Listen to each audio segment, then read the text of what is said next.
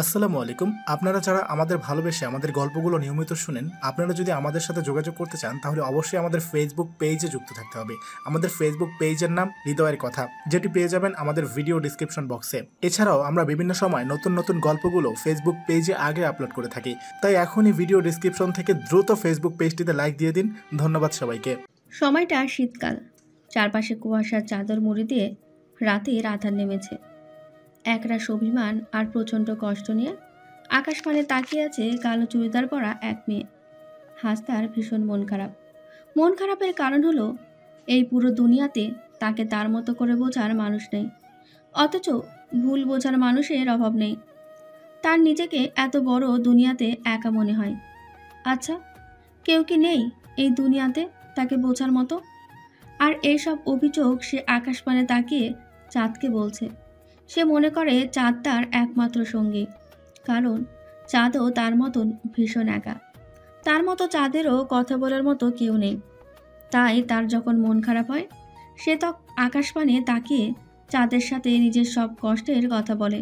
কারণ এই দুনিয়াতে এই একটিমাত্র জায়গা যেখানে সে নিজের সব কষ্টের কথা বলতে পারে, আর অপর পাশ থেকে তার কথা নীরব দর্শকের মতন চাঁদ শোনে। কখনো চাঁদ তার প্রতি বিরক্ত হয় না। এমন হাজারো কষ্ট প্রকাশ করার সময় ঘর থেকে তার ডাক পড়ল। সুমুমা, এত রাতে বাইরে কি করছিস? ঘরে আয়, অনেক শীত পড়ছে আজ। এমন করে যদি জ্বর ঠান্ডা বাঁধাস তাহলে পরে তো বাবা বলবে আমি সারাদিন কি করি আর দুই মেয়ের খেয়াল রাখতে পারি না। কিন্তু তার মেয়েরা যে কেমন অবাধ্য, এইটা তো আর সে জানতে চায় না বা শুনতে চায় না। তার কথা তার মেয়েরা ভালো, শুধু আমিই তাদের ঠিকমতো দেখাশোনা করতে পারি না। আমার হয়েছে যত যন্ত্রণা, কবে যে বাড়ি ছেড়ে চলে যাব কেউ টেরও পাবে না। মায়ের এইসব বকবক শুনে প্রচণ্ড বিরক্ত সুমাইয়া। আকাশের দিক থেকে নজর সরিয়ে ঘরের উদ্দেশ্যে পা বাড়ালো সে। নিজের রুমে এসে বিছানার ওপর বসলো সুমাইয়া। এমন সময় ওর ছোট বোন সামিয়া রুমে আসলো। আচ্ছা আপু, তুমি মাঝে মাঝে আকাশের পানে তাকিয়ে কি এত ভাবো বলো তো? মা যা রেগে গিয়েছে না, আজ আমি আর খেতে যাব না। এই যে শুলাম, আর সকালের আগে আমি এই বিছানা আর ঘর ছেড়ে কোথাও নড়ছি না। কেন রে, খেতে কেন যাবি না বোন? তুমি তো জানোই আমাদের আম্মাজান ভাঙা রেডিওর মতন, একবার বাজতে শুরু হলে আর সহজে থামে না। আজ শুরু হয়েছে তোমার ঠান্ডার মধ্যে বাইরে দাঁড়িয়ে থাকা নিয়ে, আর এর শেষ কোথায় গিয়ে হবে জানো? কোথায়? আমার পড়াশোনাতে গিয়ে। আমি ঠিকমতো পড়ি না। এতদিনে আমার পিছনে যা টাকা পয়সা খরচ করা হয়েছে তা দিয়ে হাঁস মুরগির ফার্ম খুললে ওই হাঁস মুরগিও এতদিনে ডিম দিত, বা গরুর ফার্ম খুললে ওই গরু এতদিনে বাচ্চা দিত, দুধ দিত। আমাকে নাকি গরুর সাথেও তুলনা করা যায় না। আমার সাথে নাকি গরুকে তুলনা করলে গরুর মান সম্মানে লাগে। গরুরও নাকি একটা সম্মান আছে। গরু একটা প্রয়োজনীয় প্রাণী, আর আমি একটা অপ্রয়োজনীয় প্রাণী। আমার রেজাল্ট খারাপ হলে আমার পড়াশোনা বাদ দিয়ে তোমার আগে আমাকে বিয়ে দিয়ে দিবে, তাও রিক্সাওয়ালার সাথে। সামিরার কথা শুনে হাসতে হাসতে মাটিতে গড়াগড়ি খাওয়ার অবস্থা আমার। কিন্তু এখন ওর সামনে হাসতেও পারলাম না। আমি হাসছি এটা দেখলে রাগ করে এখনো আমার সাথেও আর কথা বলবে না। ভীষণ জেদি মেয়েও, তাই ওর কথা শুনে ভীষণ করুণার সুরে বললাম, থাক, মন খারাপ করিস না বোন। বাবাকে বলে তোর জন্য আরো ভালো ছেলের ব্যবস্থা করব। আমার কথা শুনে ও রাগ আর লজ্জা দুটো নিয়েই বলল, আপু তুমিও যাও, আর কোনো কথাই বলবো না তোমার সাথে। ওরে আমার মিষ্টি বোনটা রে, লজ্জা পেয়ে লাল হয়ে গেছে। থাক, আর লজ্জা পেতে হবে না, চল শুয়ে পড়ি। আজ আমিও আর খাবো না। এমন সময় মা এসে দরজা ধাক্কাধাক্কি শুরু করলো। কি রে, তোরা দরজা লাগিয়ে দিলি কেন? খাবি না নাকি? না মা, আজ রাতে আর খাবো না।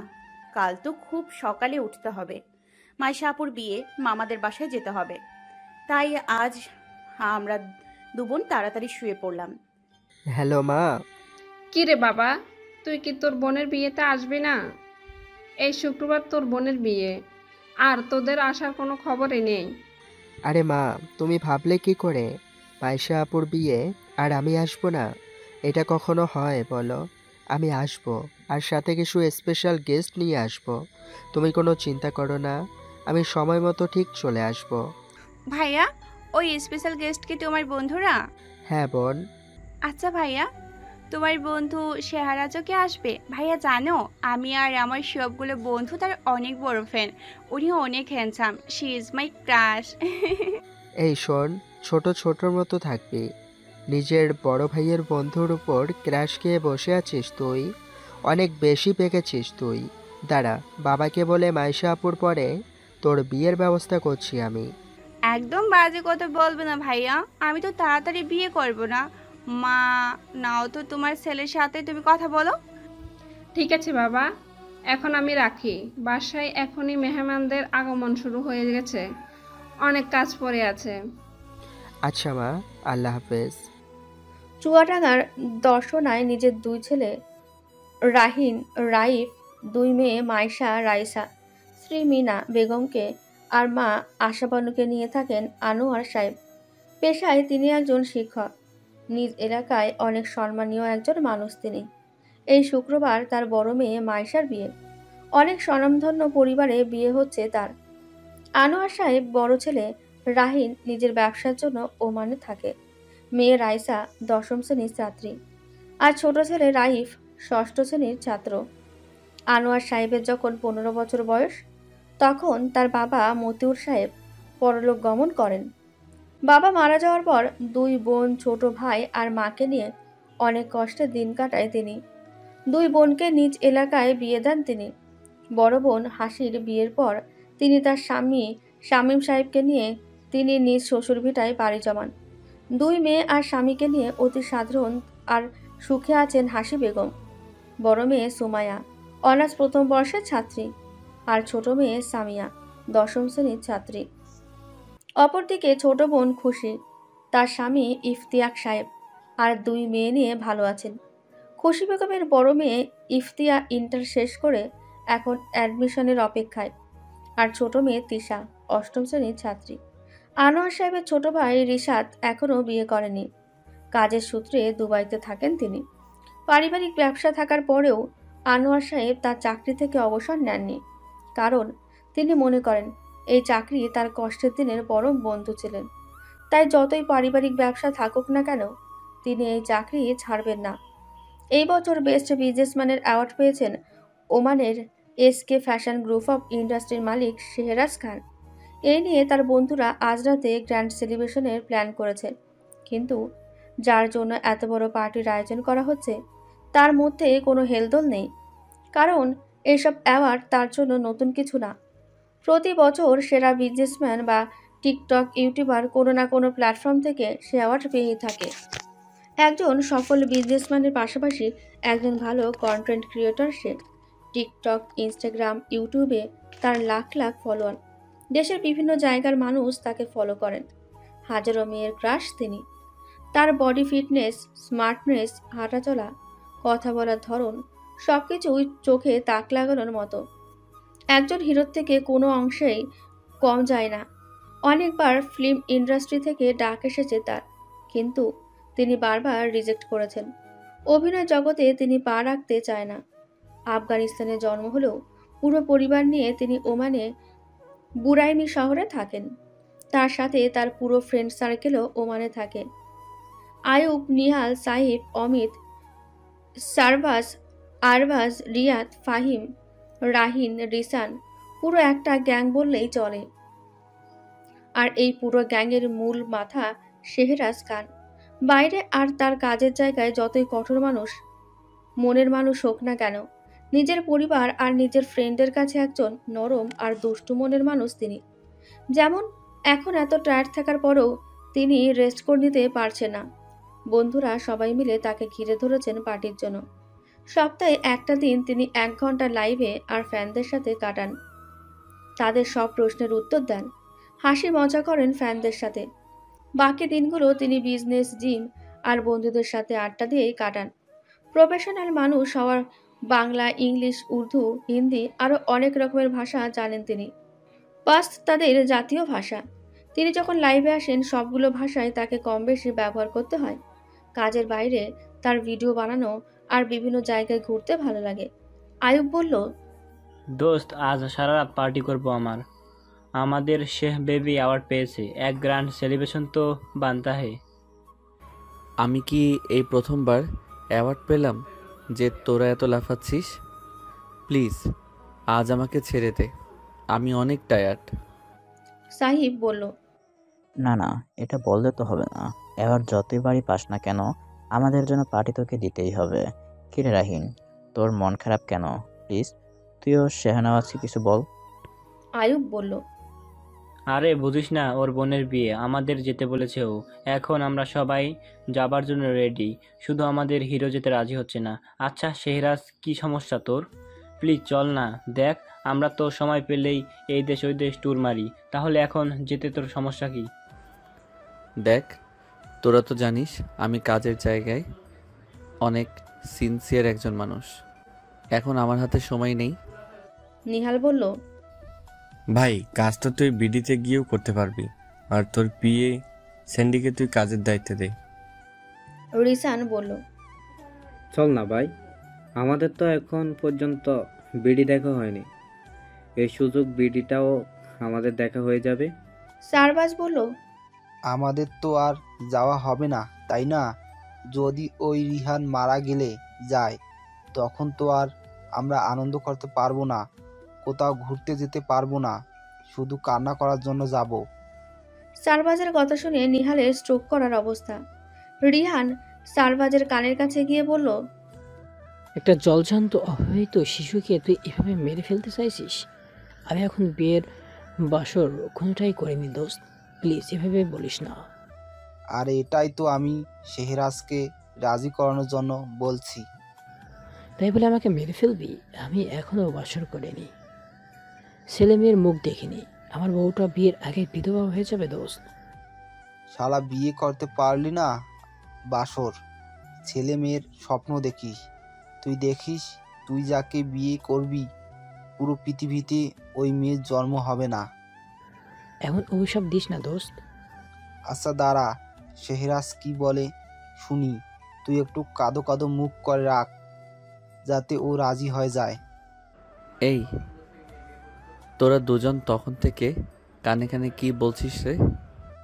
আরে রিহান বলছিল শেহরাজ আমাদের সাথে না গেলে আমি ফিনাইল খেয়ে সুইসাইড করব। আমি জানি আমাকে রাজি করানোর জন্য তোরা এইসব বলছিস। থাক, তোদের আর নাটক করতে হবে না। এই রিহান, কবে যাবি তুই? মানডে। ওকে, ফ্লাইটের টিকিট কাট।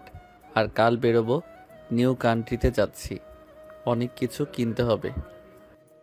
শেহরাজের সম্মতি পেয়ে পুরো বন্ধুমহল হই হুল্লোড়ে পড়ে গেল। ফাহিম বলল, রিহানের তো তাহলে ঈদ, এতদিন পর নিজের বাজপান কা পেয়ারকা দেখতে পাবে। অমিত বলল, এই রিহান, তুই ওর সাথে ফোনে কথা বলতে পারিস না। ফাহিম বলল, আরে শালা পিচ্ছে একটা মেয়েকে ভালোবাসে, রাহিনকে তো পাত্তাই দেয় না।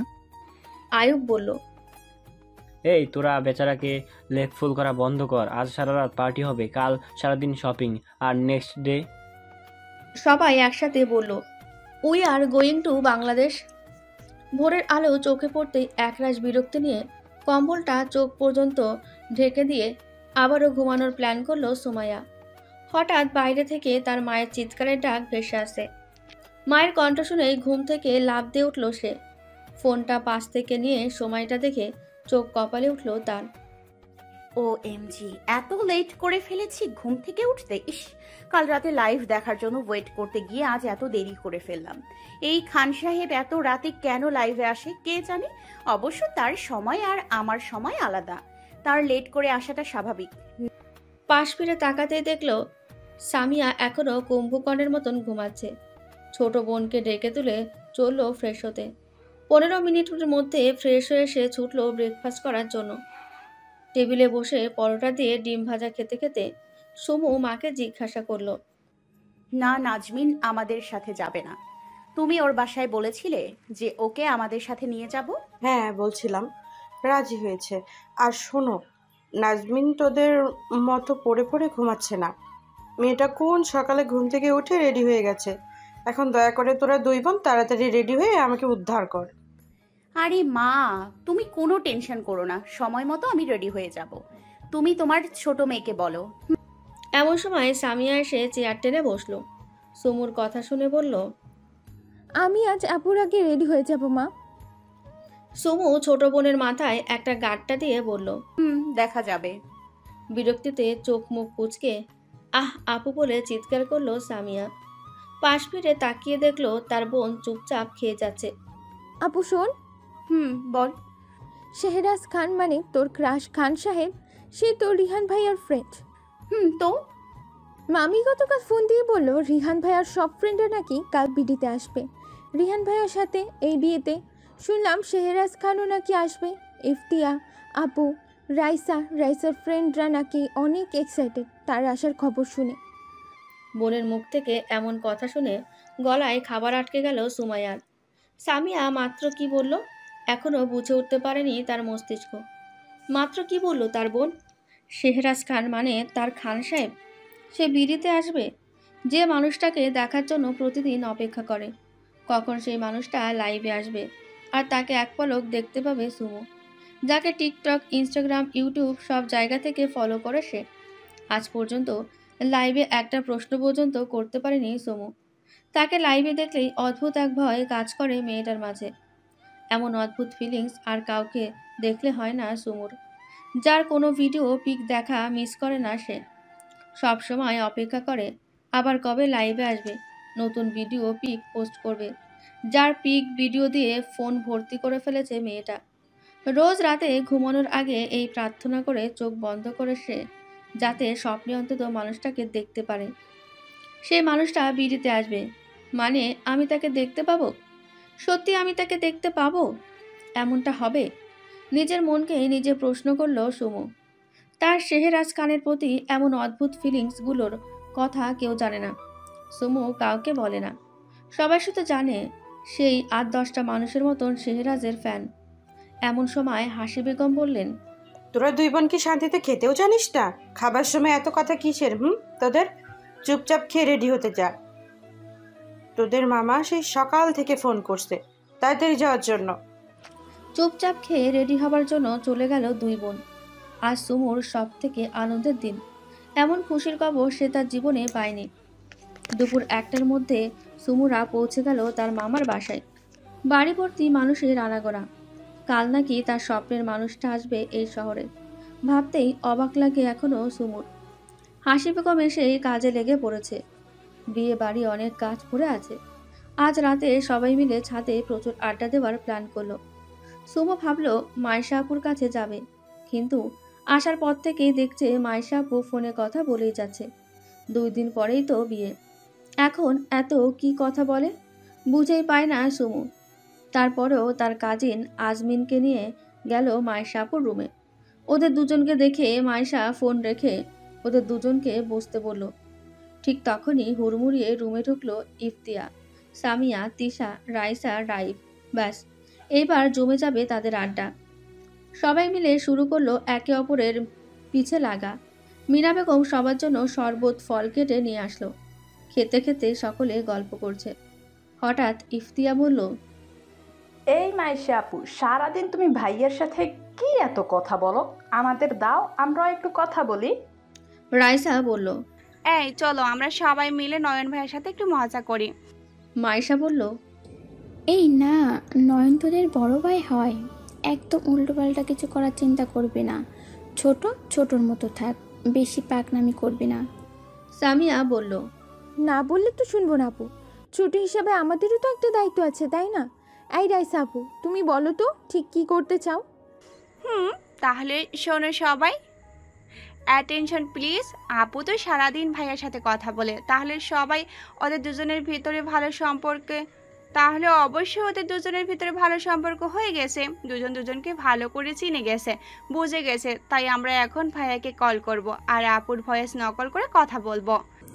এই না না রাইসা, মার খাবি তুই, এমন কিছুই করবি না। নাজমিন বলল, কেন আপু, আমরাও একটু দেখি ভাইয়া আপনাকে কতটা ভালোবাসে, চিনে নিতে পারি কিনা আপনাকে। সকলে জোরাজোরিতে মাইশা বাধ্য হলো নয়নকে কল করতে। মাইশাও দেখতে চায় কতটা ভালোবাসে মানুষটা তাকে, পারে কিনা তাকে চিনে নিতে। সুমুকে কথা বলার জন্য দেওয়া হলো।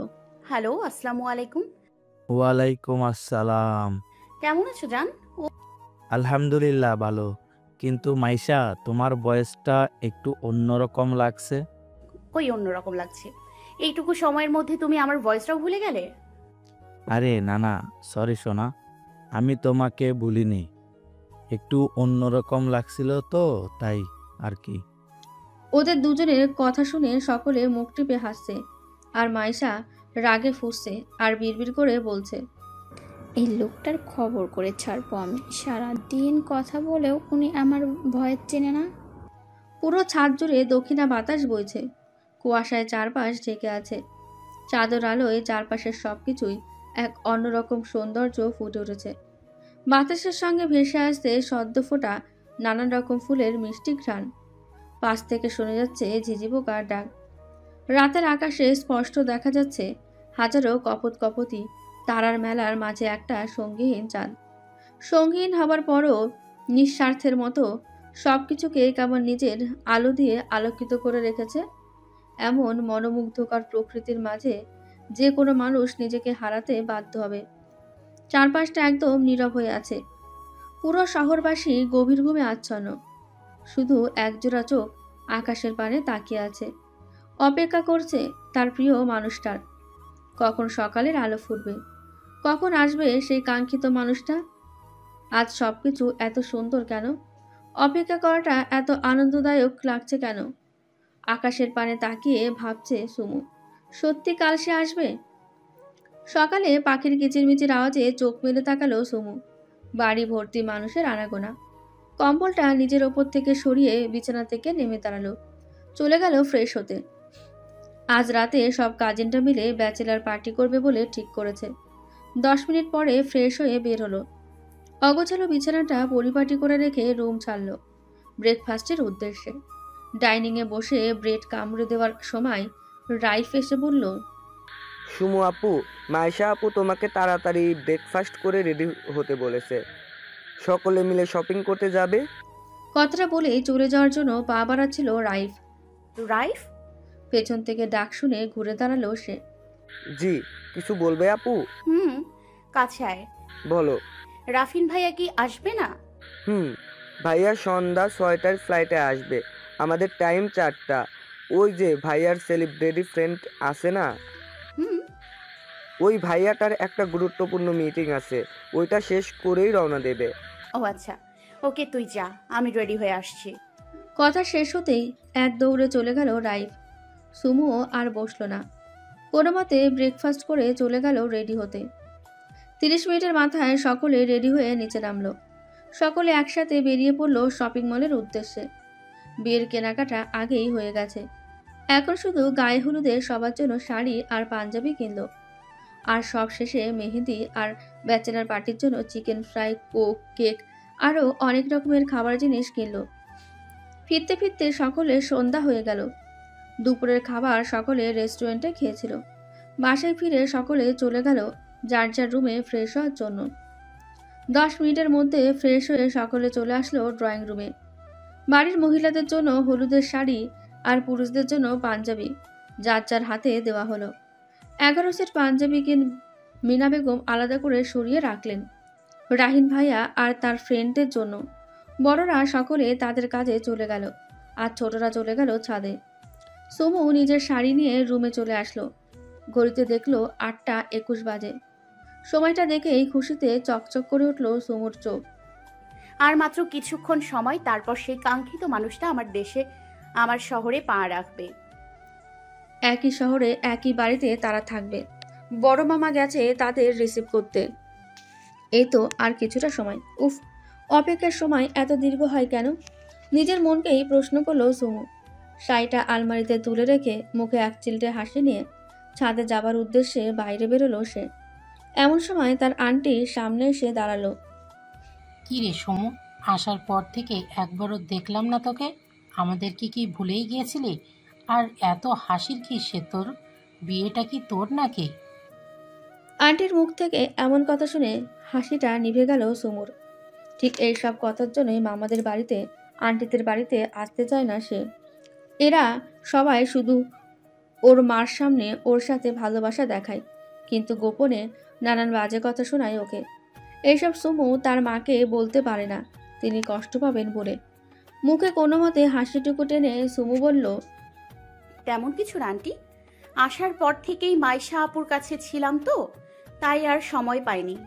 খুশি বেগম বললেন, শোন, আজ আমাদের রিহান আর ওর ফ্রেন্ডরা আসবে, তোকে যেন ওদের সামনে বেশি ঘুরঘুর করতে না দেখি। আর হ্যাঁ, বিয়ে বাড়িতে কত কাজ থাকে জানিস না, শুধু ঘুরে ঘুরে খেলে হবে? বাইরে সবাই কত কাজ করছে, ওইখানে যা। আর আদা রসুনগুলো খোসা ছাড়া, ওই দায়িত্বটা আমি তোকে দিলাম। শেষ করে তারপর ওইখান থেকে উঠবি। আয় আমার সাথে। ছলছল নয়নে ওর আন্টির যাওয়ার পানে তাকিয়ে আছে সুমু। ওরা আমার সাথে এমন কেন করে?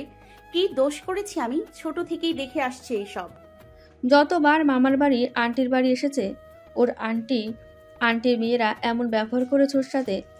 নানির ভালোবাসা, ছোট মামার ভালোবাসাও পায়নি। শুধু বড় মামা, বড় মামি, মামাতো ভাইদের, মামাতো বোনদের ভালোবাসা একটু পেয়েছে। এখন তো মামির ভালোবাসাও ওপরে ওপরে।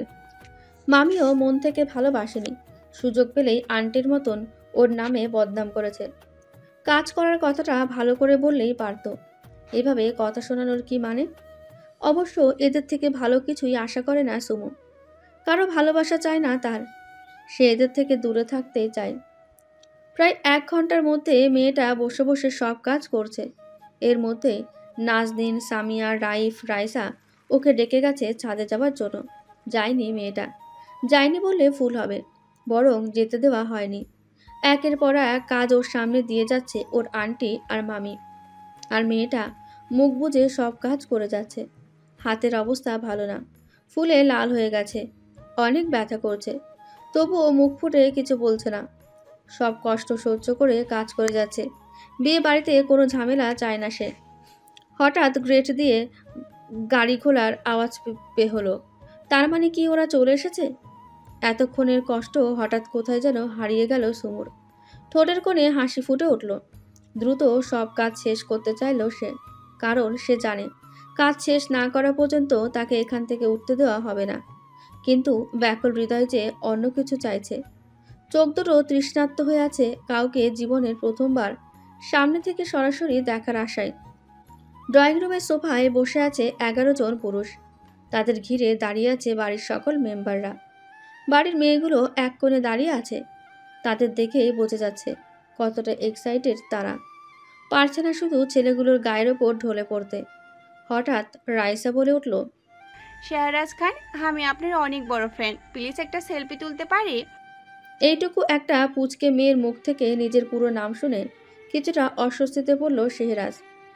রাইসার কথা শুনে আনোয়ার সাহেব ধমকের সুরে মেয়েকে বললেন, এইসব কি রাইসা, দিন দিন বেয়াদব হয়ে যাচ্ছ। শেহরাজ তোমার বড় ভাইয়ের ফ্রেন্ড, তোমার থেকে বয়সে কত বড়, তুমি তার নাম ধরে সম্বোধন করো কিভাবে? ভাইয়া বলে ডাকবে। আর ওরা এখন অনেক টায়ার্ড, মাত্র এসেছে, আগে ফ্রেশ হোক, বিশ্রাম নিক, কিছু খাওয়া দাওয়া করুক, তারপর বাকি সব হবে। এখন ওদের একদম বিরক্ত করবে না। বাবার মুখ থেকে এমন কথা শুনে মুখটা কালো করে ফেলল রাইসা। বিড়বিড়িয়ে বলল, নিজের ক্রাশকে কি কেউ ভাইয়া বলে ডাকে? আমি কখনো শাহরাজ খানকে ভাইয়া বলে ডাকবো না।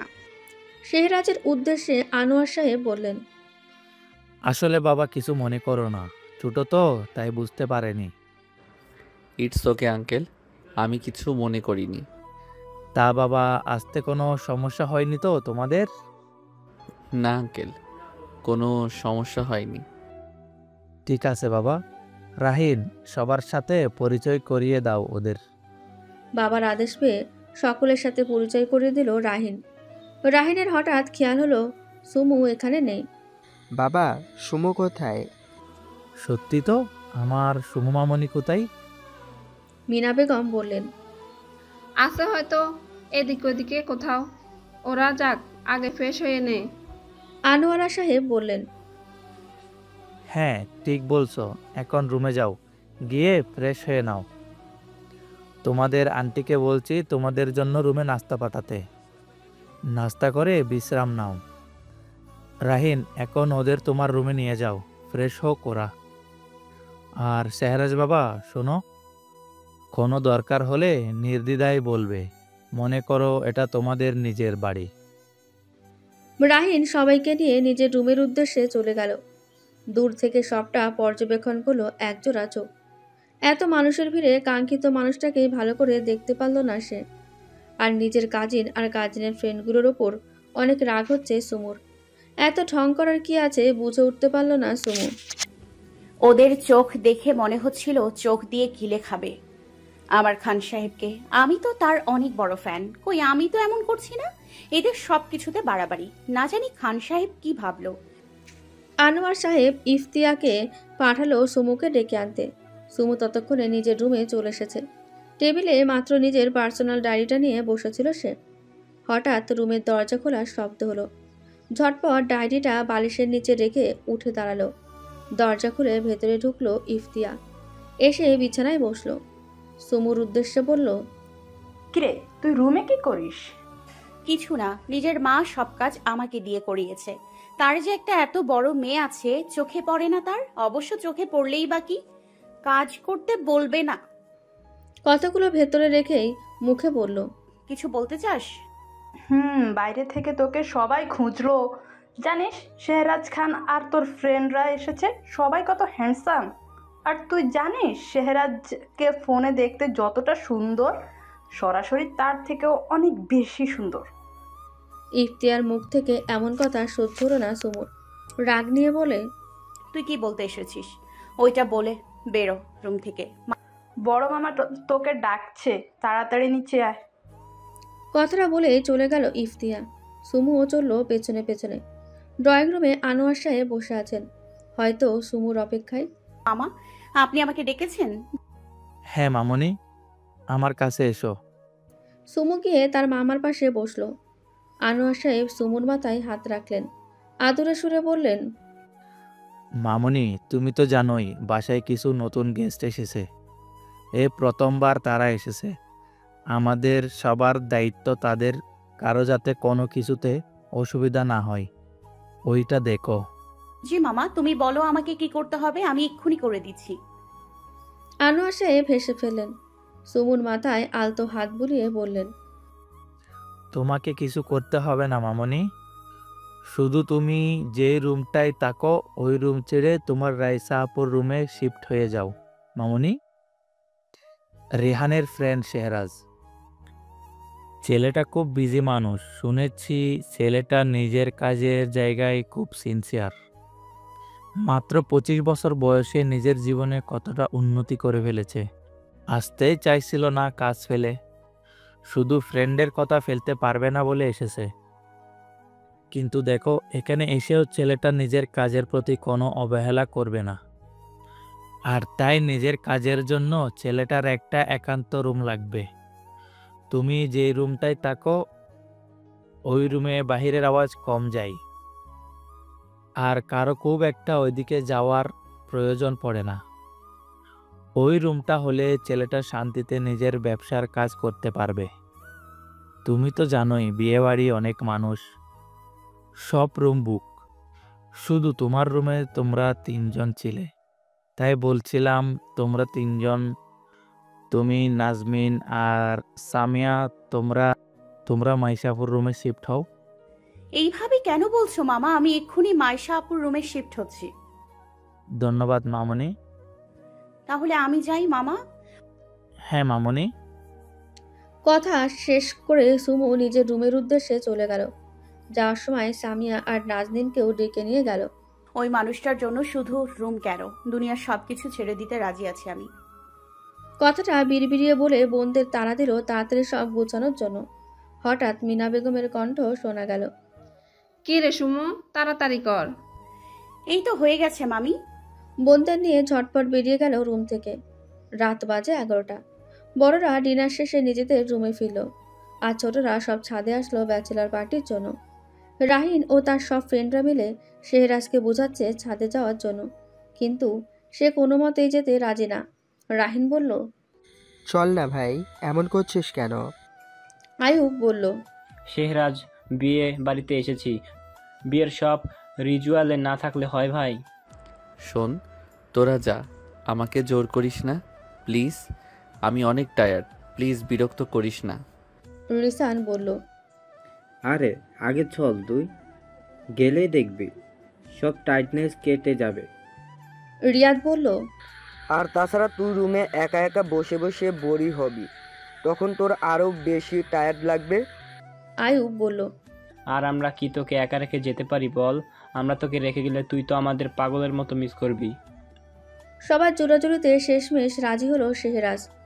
বন্ধুগুলোকে নিজের থেকেও বেশি ভালোবাসে সে। এদের কখনো ফিরাতে পারে না। জীবনের সব খারাপ পরিস্থিতিতে এই বন্ধু নামক বাদরগুলোই ওর পাশে ছিল। পুরো ছাদ জুড়ে কৃত্রিম আলোয় আলোকিত। চারপাশের এক অন্যরকম সৌন্দর্য ফুটে উঠেছে। অডিও স্পিকারের অল্প আওয়াজে গান বাজছে। সুমু ছাদের এক কোণে দাঁড়িয়ে প্রকৃতির সাথে গানটা উপভোগ করছে। হঠাৎ চোখ দুটো ছাদের দরজার দিকে আটকে গেল। সময়টা কেমন যেন থমকে গেল। পুরো ছাদ জুড়ে পিন পিন নীরবতা। শুধু অডিও স্পিকার থেকে গান ভেসে আসছে। এতক্ষণ ছাদে থাকা প্রতিটা মানুষের চোখ ছাদের দরজার দিকে। সবাইকে এইভাবে তাকিয়ে থাকতে দেখে শেহরাজ কিছুটা অস্বস্তিতে পড়ল। বুঝে উঠতে পারল না ওকে দেখে এইভাবে হ্যাং হয়ে যাওয়ার কি আছে। রাহিন ফ্রেন্ডের অস্বস্তির কারণ বুঝে সকলের উদ্দেশ্যে বলে উঠল, পার্টি কি আমাদের রেখেই শুরু করে ফেলেছিস তোরা? এই কথায় সকলের ধ্যান ভাঙল। তখন সকলে ছুটে আসলো শেহরাজের সাথে সেলফি তুলতে। সেলফি তুলে অনেকে অলরেডি ইনস্টাগ্রামে শেহরাজকে মেনশন দিয়ে পোস্টও করে ফেলেছে। অনেকে রীতিমতো অনুরোধ করেছে তাকে ইনস্টাগ্রামে রিকোয়েস্ট অ্যাকসেপ্ট করতে। রাহিনের কাছে গিয়ে আইব বলল, শালা শেহরাজের ভাগ্য দেখ, যেখানে যায় মেয়েরা ওর পাশে পাশে ঘুরে। ভাই তুই কি কখনো দেখেছিস মৌমাছির পিছনে ফুলকে ঘুরতে? কোনো ফুল কেন চাইবে তার মধু কোনো মৌমাছি শুকে নিক? কিন্তু এই শেহরাজকে দেখ, হাজারো ফুল ওর পিছনে ঘুরে। শালা সারা জীবন ভার্জিন মৌমাছি হয়েই থেকে গেল, আমাদের দিকে কোনো ফুল ফিরেও তাকায় না। আমরা তাকালে মুখ ঘুরে শেহরাজের কাছে চলে যায়। আইবের কথা শুনে রিহান ঠোঁট টিপে হেসে বলল, আমার কিন্তু এইসব ফুলের প্রতি কোনো ইন্টারেস্ট নেই। আমি তো শুধু আমার প্রিয়তমাতে আসক্ত। ইস, কবে যে আমার পিচ্ছি বড় হবে আর আমার ভালোবাসা বুঝবে। রিহানের দৃষ্টি চঞ্চল মেয়েটা সামিয়ার দিকে, যে এখন তার বান্ধবী নাজমিনকে জ্বালাতে ব্যস্ত। দুই বন্ধুর কথার মাঝে ঘটে গেল এক অদ্ভুত কাণ্ড। নাজমিন দৌড়াতে গিয়ে আইবের সাথে ধাক্কা খেয়ে পড়তে নিল। আয়ুব নাজনীনকে ধরতে গিয়ে দুই হাত রাখলো নাজনীনের কোমরে, আর নাজনীনের দুই হাত শক্ত করে আয়ুবের হুডি ধরে ঝুলে আছে। আয়ুব হালকা ঝুঁকে আছে নাজনীনের ওপর। মেয়েটা পড়ে যাবার ভয় পাবার থেকেও অবাক হয়ে গেল বেশি। চোখ দুটো কোটর থেকে বেরিয়ে আসার অবস্থা। ওদের অবস্থা দেখে সবাই ঠোঁট টিপে হাসছে।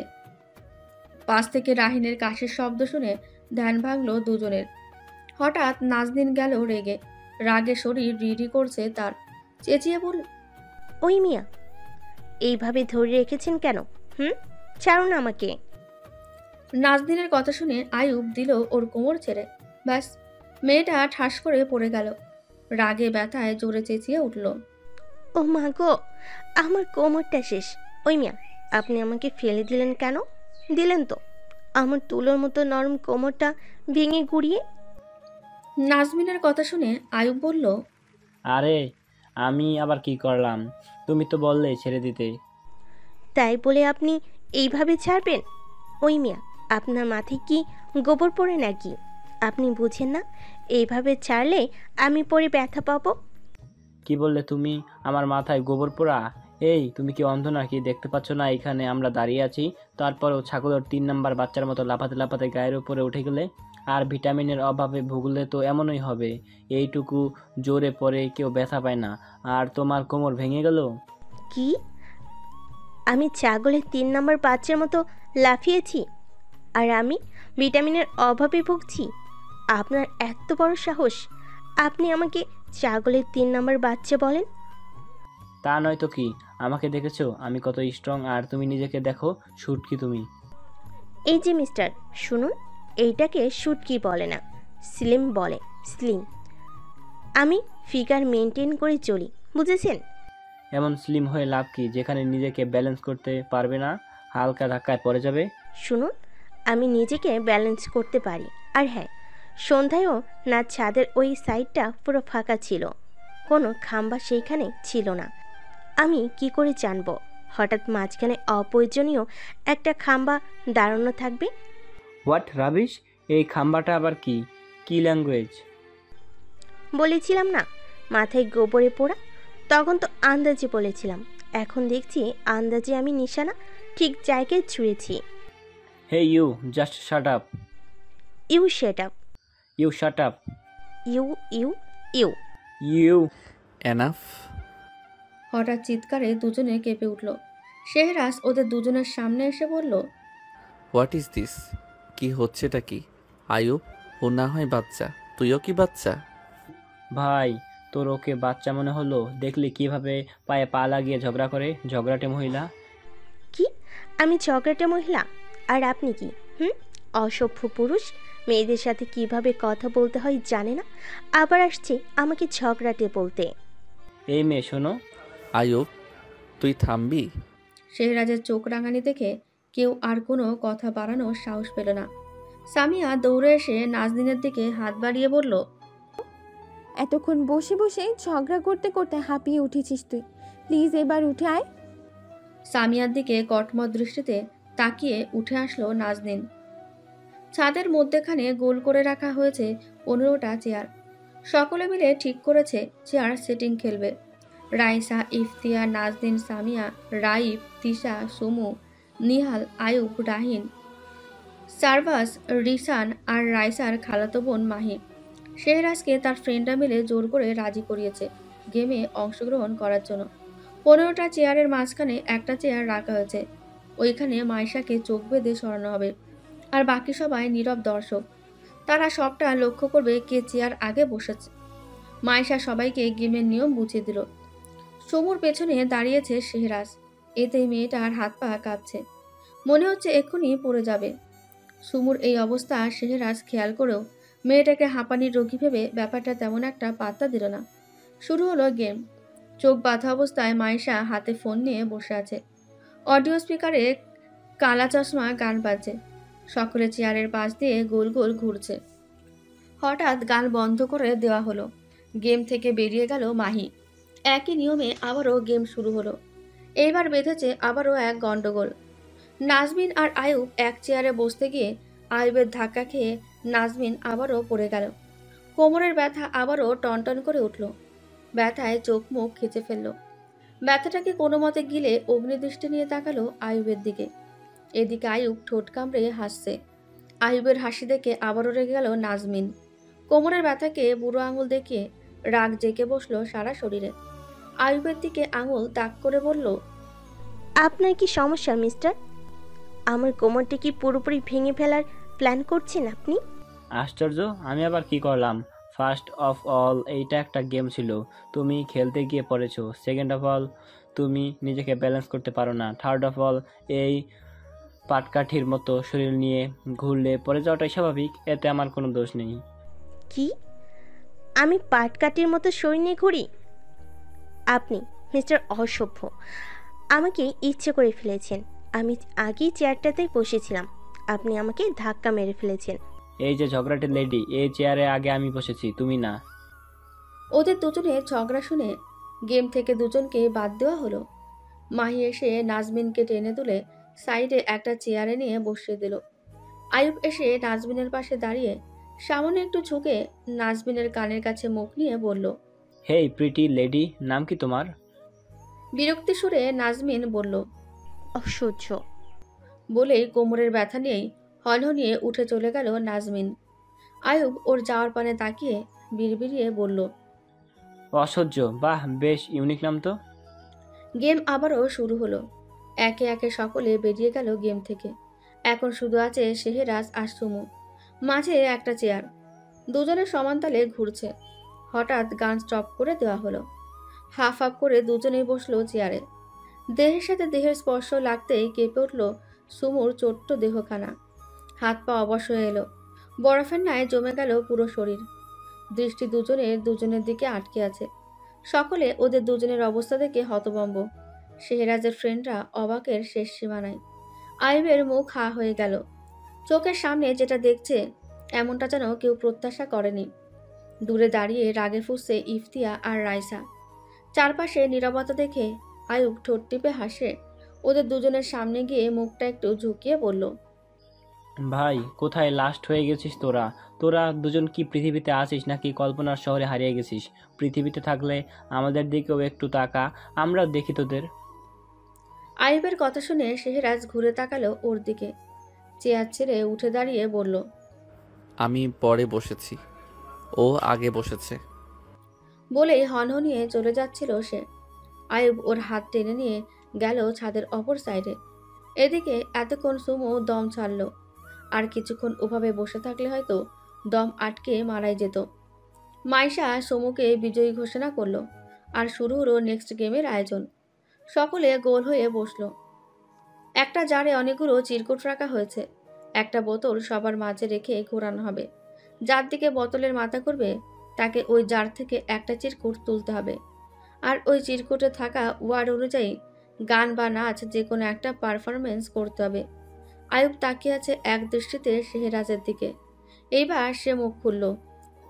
শেহ বেবি, আমাকে একটা কথা বলো তো, এভাবে লস্ট হয়ে তাকিয়েছিলি কেন? এই প্রথমবার তোকে কোনো মেয়ের দিকে এক দৃষ্টিতে তাকিয়ে থাকতে দেখলাম। তুই তো কোনো মেয়ের দিকে ভুলেও তাকাস না। এত সুন্দরী সুন্দরী মেয়েরা তোর জন্য পাগল। তাহলে ওই মেয়ের মধ্যে এমন কি দেখলি যে লাস্ট হয়ে তাকিয়েছিলি? ও শাটা বায়ুবা, কিসব উল্টাপাল্টা বলছিস তুই? ওইটা জাস্ট একটা অ্যাক্সিডেন্ট, ব্যাস, আর কিছুই না। এইটার আর কোনো বাজে মানে বের করবি না। আচ্ছা ঠিক আছে, মেনে নিলাম এইটা একটা অ্যাক্সিডেন্ট, কিন্তু তুই যে আজ পর্যন্ত কোনো কিছুতে হারিসনি, সেটা গেম হোক বা বিজনেসের ক্ষেত্রে।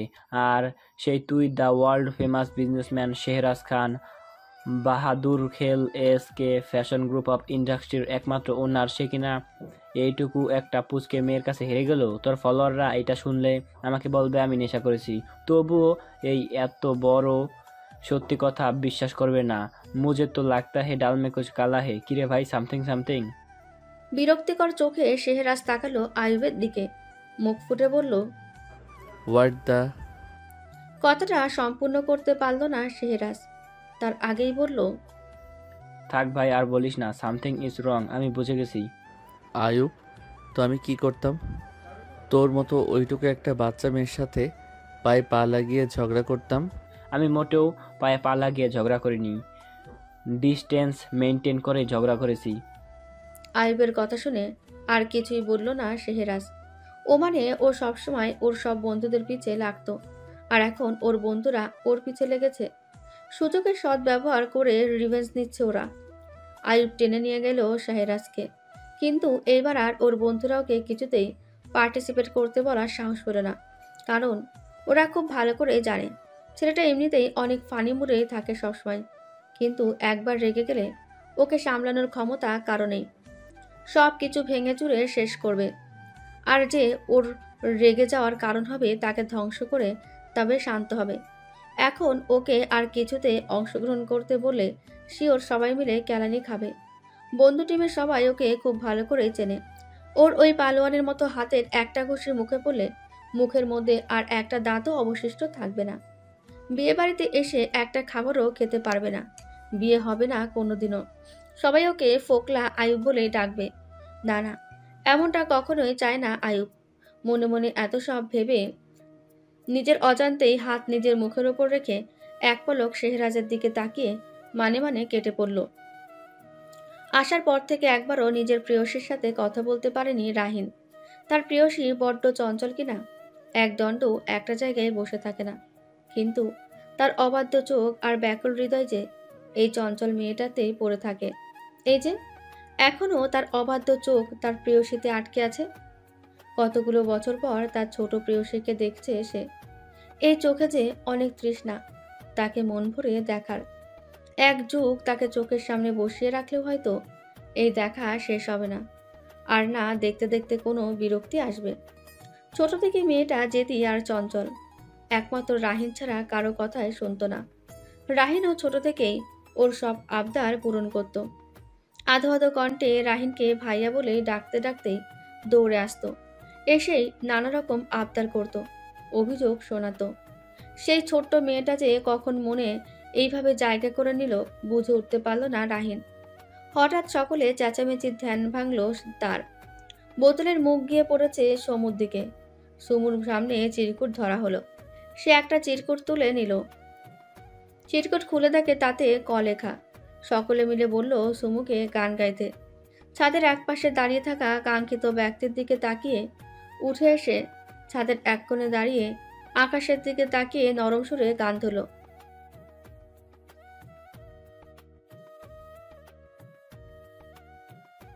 গান শুনে সকলে অনেক প্রশংসা করলো তার। সকলের মুখ থেকে প্রশংসা শুনে লজ্জায় লাল হয়ে গেল সুমু। শুধু একটা মানুষ দূরে দাঁড়িয়ে আছে, কোনো কথাই বলল না। সুমু তো আশা করেছিল সেও হয়তো কিছু বলবে, কিন্তু সুমু জানতেই পারল না সে যখন আকাশের পানে তাকিয়ে গান গাইছিল তখন কেউ চোখ বন্ধ করে খুব মন দিয়ে তার গান শুনছিল। শুধু লস্ট হয়ে তাকিয়ে থাকতে পারেনি, কারণ এইভাবে তাকিয়ে থাকা হয়তো তার পার্সোনালিটির সাথে ম্যাচ করে না। তাই হয়তো তখন তার বন্ধু আয়ুব তাকে ওইভাবে লেকফুল করেছিল। পুরো পার্টি শেষে সকলে গ্রুপে আভিত পার্টি শুরু হয়ে গানে ডান্স করে কেক কেটে অনুষ্ঠান শেষ করলো। সকলে চলে গেল যার যার রুমে। আয়ুব শেহরাজের কাঁধে হাত রেখে বলল, চল ভাই রুমে যাই। তোরা যা, আমি স্যান্ডির সাথে কথা বলে আসছি। ওকে আয়, আমরা গেলাম। বলে চলে আসলো আয়ুব। ছাদে দাঁড়িয়ে থেকে পুরোটা দেখলো সুমু। তারপর নিজের রুমের উদ্দেশ্যে পা বাড়ালো। মনে মনে বলল, রুমে গিয়ে আজকের দিনটার সবকিছু ডায়েরিতে লিখে স্মৃতি করে রাখবে। পুরো বাড়ি অন্ধকার হবার সত্ত্বেও ডিম লাইটের আবছা আলোয় সবকিছুই স্পষ্ট দেখা যাচ্ছে। ছাদ থেকে এসে সকলের ঘুমানোর প্রস্তুতি নিয়ে ফেলেছে। সুমু রুমে এসে দেখলো সবাই অলরেডি শুয়ে পড়েছে। ও আর দেরি না করে ব্যাগের কাছে গেল ডায়েরিটা বের করতে, কিন্তু আশ্চর্যের বিষয় হলো ব্যাগে ডায়েরিটা নেই। পুরো ব্যাগ তন্ন করে খুঁজেও ডায়েরিটা পেল না। হঠাৎ মনে পড়ল তখন ইফতিয়া রুমে আসায় ডায়েরিটা লুকাতে বালিশের নিচে রেখেছিল। তারপর আর ডায়েরিটা ব্যাগে ঢুকাতে ভুলেই গিয়েছিল সুমু। ও শিট, এখন কি হবে? কি করব আমি? ডায়েরিটা তো ওই রুমে, আর ওখানে তো এখন খান সাহেব আছেন। যদি ডায়েরিটা উনি দেখে ফেলে আর খুলে পড়তে শুরু করে, না না না, তাইলে তো আমি লজ্জায় আর ওনার সামনে যেতেই পারবো না। আমাকে যে করেই হোক ডায়েরিটা উনি দেখে ফেলার আগেই ওইখান থেকে নিয়ে আসতে হবে। উনি তো এখনো ছাদে আছে, নিজের পিয়ের সাথে কথা বলবে বলছিল। এই সুযোগ আমাকে এক্ষুনি গিয়ে ডায়েরিটা নিয়ে আসতে হবে। যেই ভাবা সেই কাজ। আর এক সেকেন্ডও দেরি করলো না সুমু। রুম থেকে বেরোনোর উদ্দেশ্যে পা বাড়াতে গিয়ে পেছন থেকে মাইশার ডাক ভেসে আসলো। সুমু? জি আপু। এত রাতে কোথায় যাচ্ছিস তুই? পানি খেতে যাচ্ছি আপু। দেখো তো রুমে একটুও পানি নেই, আমি পানি খেয়ে আসি আর নিয়ে আসি। আচ্ছা, তাড়াতাড়ি এসে শুয়ে পড়িস, অনেক রাত হয়েছে। আচ্ছা আপু। বলেই আর এক সেকেন্ডও দাঁড়ালো না সুমু, ছুটলো তার গন্তব্যে। কাঙ্ক্ষিত রুমটার সামনে দৌড়াতে আসলো সে। রুমের কাছে এসেই পা টিপে হাঁটলো, যাতে মেঝেও শুনতে না পারে তার হাঁটার শব্দ। দরজায় হাত দিতে দেখলো দরজাটা খোলা, তার মানে মানুষটা এখনো ছাদে। তারপরও পুরোপুরি কনফার্ম হওয়ার জন্য দরজার ফাঁকা দিয়ে উকি মারল, না কেউ নেই। আর এক মিনিটও দেরি না করে চটপট রুমে ঢুকলো। মানুষটা আসার আগে ডায়েরিটা নিয়ে চলে যেতে হবে। জানালা দিয়ে চাঁদের আলোয় আর ডিম লাইটের লাল আলোয় পুরো রুম আলোকিত। বাইরে থেকে দক্ষিণা হিম শীতল হাওয়া বইছে পুরো রুম জুড়ে। পুরো রুমটায় একটা রোমাঞ্চকর ভাব ফুটে উঠেছে। আজ রুমটা এত সুন্দর কেন? আচ্ছা, এই রুমটা কি রোজ এমন সুন্দর থাকে, নাকি আজ ওই মানুষটার আগমনে রুমটা এত সুন্দর? আমি তো ছিলাম এই রুমে, কই আগে তো এত সুন্দর লাগেনি রুমটা। হঠাৎ জানালা দিয়ে আসা ঠান্ডা হিমশীতল বাতাস ছুঁয়ে গেল সুমুর দেহখানা। ঠান্ডা বাতাসের ফলে হালকা কেঁপে উঠল সুমাইয়ার ছোট্ট দেহখানা। ধ্যান ভাঙল তার।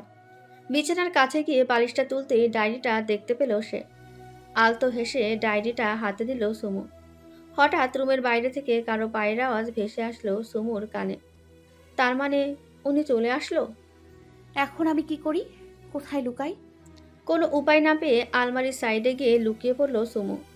তখনই দরজা খোলার শব্দ হলো। সেই সাথে বাতাসের সাথে ভেসে আসলো পারফিউমের মন মাতানো সুবাস। দরজা খোলার শব্দে চোখ মুখ খিচে বন্ধ করে ফেলল সুমু।